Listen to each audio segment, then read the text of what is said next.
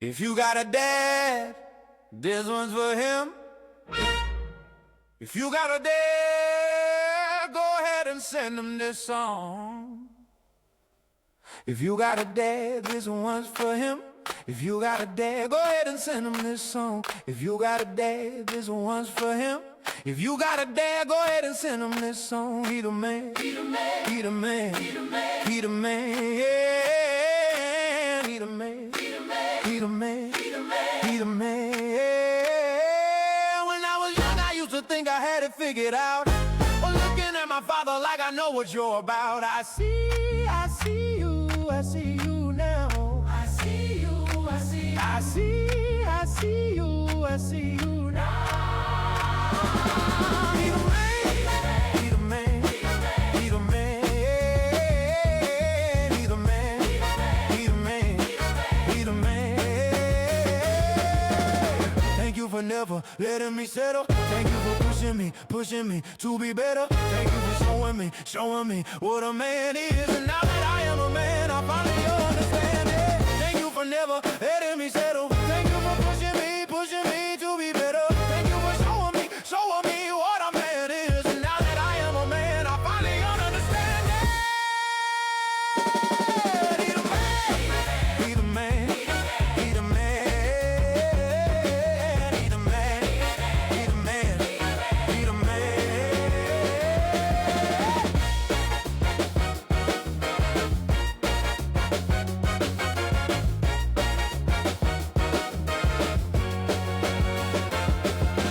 Let me say something uncomfortable. Some of the greatest men, teachers, fathers, artists, leaders, never hear thank you while they're still alive. We quote them after death, wear their shirts, post the clips, repackage the message. But while they're here,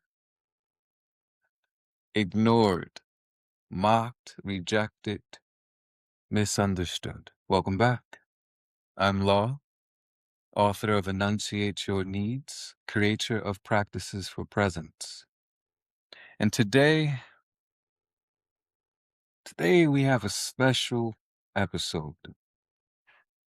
No debates, no gender wars, no fake internet outrage. Today, we giving flowers. And honestly, I think society has a very dangerous habit. We wait until people die to finally admit their value. First person that comes to mind is the late, great Kevin Samuels, a man who I believe deserves flowers on top of flowers. Now listen, you did not have to agree with everything he said. But let's stop pretending that that man wasn't shifting conversations. Before everybody became relationship experts, masculinity coaches, podcast philosophers, Kevin was already pushing conversations most people were scared to have publicly. And the one thing I respected, he consistently challenged men. Not just women, men. That's where he started. And he didn't start getting traction until he started challenging women. But what did Kevin talk about? He spoke about discipline, presentation, how a man smelled, how he carried himself, leadership, accountability, marriage, fatherhood, masculinity, financial responsibility. And whether people liked his delivery or not, he made men think. And now everybody got blue microphones, LED lights, podcast setups, recycling themes they once mocked him for saying. Here's your flowers, my dude. Thank you. And that's usually how truth works, right? At first, it sounds harsh, uncomfortable, disruptive. Then years later, society repackages it as wisdom. Another man I want to give flowers to is Charleston White. Now listen, Charleston understands something most people don't. Attention is currency. He uses shock to get your attention, then he slips wisdom inside the conversation. He's a G for that. And recently he said something powerful. He said, think through the feelings and stay in purpose. That hit me deeply. Because most men today are drowning in emotion, distraction, impulse, ego, fear. And many men are making permanent decisions from temporary feelings. Now, hear me clearly. This does not mean men shouldn't feel. That's not what I took from it. What I heard was, don't become ruled by emotions. There is a difference. Because fear is emotional. Lust is emotional. Anger is emotional. Jealousy is emotional. And if a man never learns discipline, those emotions start leading his life. And this connects directly to my work, erotic intelligence. Because discipline is not just sexual, it's mental, emotional, spiritual, behavioral. Can you think beyond impulse? Can you move beyond fear? Can you stay aligned under pressure? That's masculine discipline. And fellas, a lot of us abandon purpose trying to be liked. Now that line hurt me when I realized it. Because there were seasons in my life where fear of rejection, fear of criticism, fear of being misunderstood made me quieter than I was supposed to be. But here's what I've learned. If God gave you a message, it must come out. There's no other choice. Because if you refuse the assignment, the work still gets done. God just may choose a different vessel.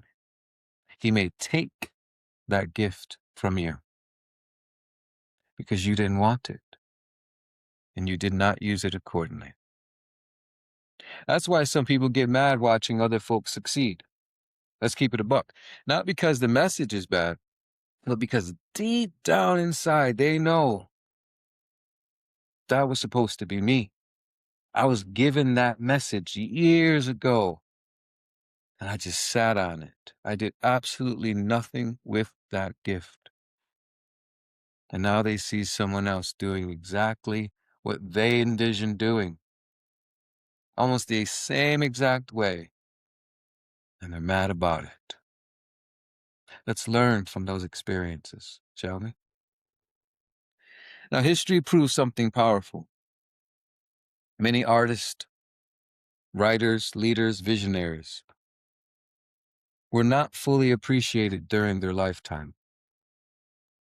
Some died broke, ignored, mocked, and years later, people finally understood the value.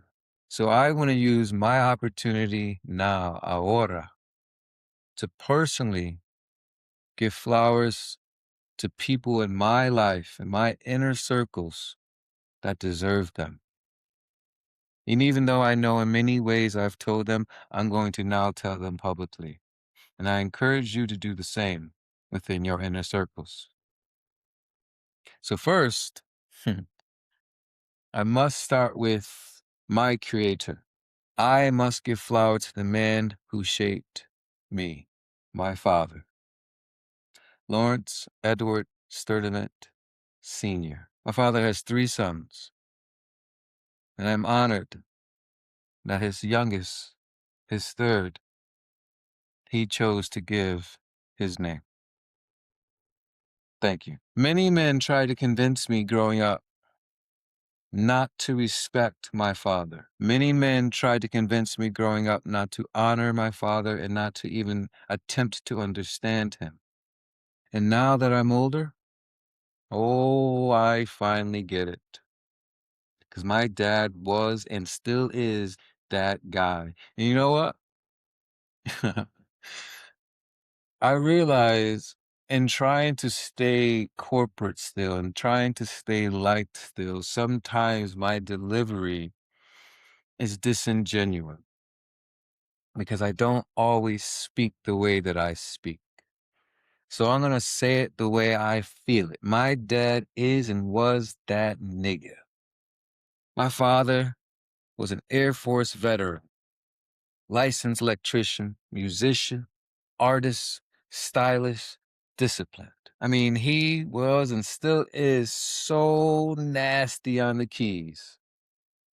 We would travel places on vacation. We would go into music stores. My father would see these grand piano. He would get there.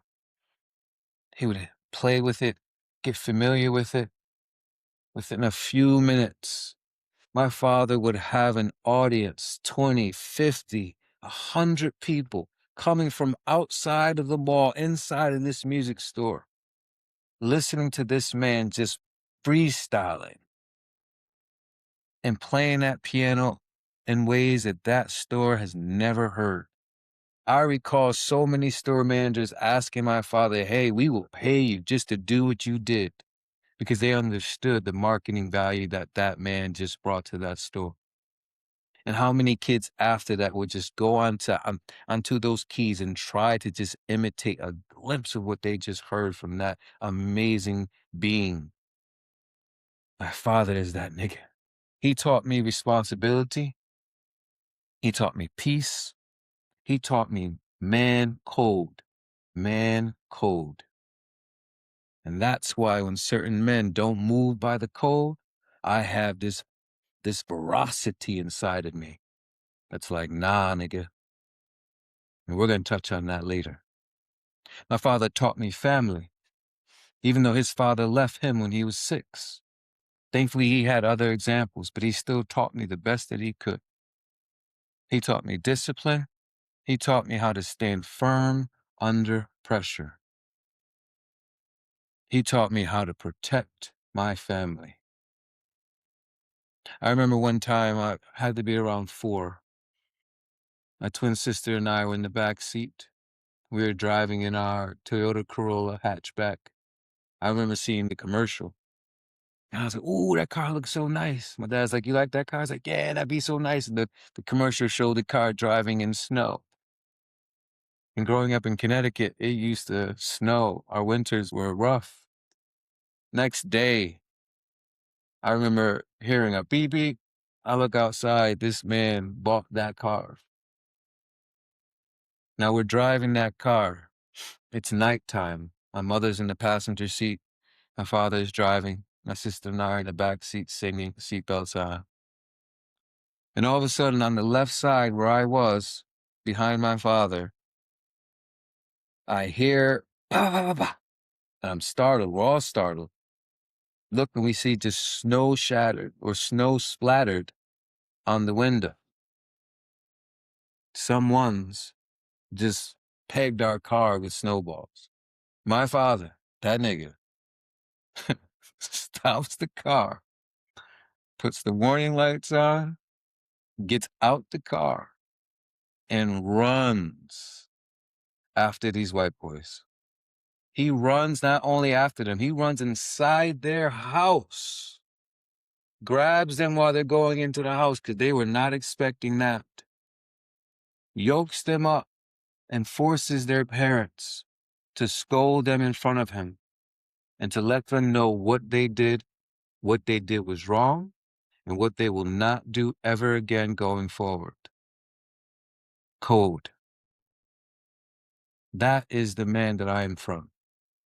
And I understand now why men hated on him. Because not every man had that code. Not every male is a man. And you know why else they hated on my father? Because my queen mother chose him. Oh, again, that revelation changed my perspective. I get it now. And thank you, Father, for being the man that you are and the man that you were. Now, there's balance to this because my father also showed me the darker sides of life: alcoholism, drug addiction, struggle, human imperfection. He taught me the balance, not fantasy, reality. But my father also showed me how strong he was, because at his lowest of low moments, I remember my mother telling him that if he did not finally choose his family over his addiction, that she was going to leave him and she was going to take us and we were going to go live with her mother. She told my father that if he did not put himself into a home, a recovery home, to get help, to get cleaned up, that she was going to leave the next day. I heard this story after, but I remember my father did not come home that night. He told me after that him and his boys got drunk and high as they could be for the last time, because he knew that he was going to get his life together. He returned that morning, and my mother and him drove to Gulfster in Bridgeport, Connecticut. And my father, like that, stopped cold turkey. After years of drug abuse and alcoholism, he stopped just like that. Because he had purpose, he had intention, he had a why, and because he loved his family. I remember visiting him when I was young while he was in that home, confused. Why is my dad here? But he made us feel comfortable. And I never had to worry about that again. Because to this day, my father has not had a drink. And to this day, my father has not touched drugs. My first superhero. That's what I'm from. Pure strength. The next man that I want to give flowers to, he transitioned a few years ago. Amazing man, my grandfather, my mother's father, Andrew Buddy Parker. If you know, you know. Nat King Cole, blues, music, storytelling. He expanded my world creatively. World War II Army veteran, singer, songwriter, another man who gave me game before I fully understood it. And if my mom knew some of the things he did and showed me when I was young, uh, she would understand it because that was her father. And she loved her father dearly. And she understood her father.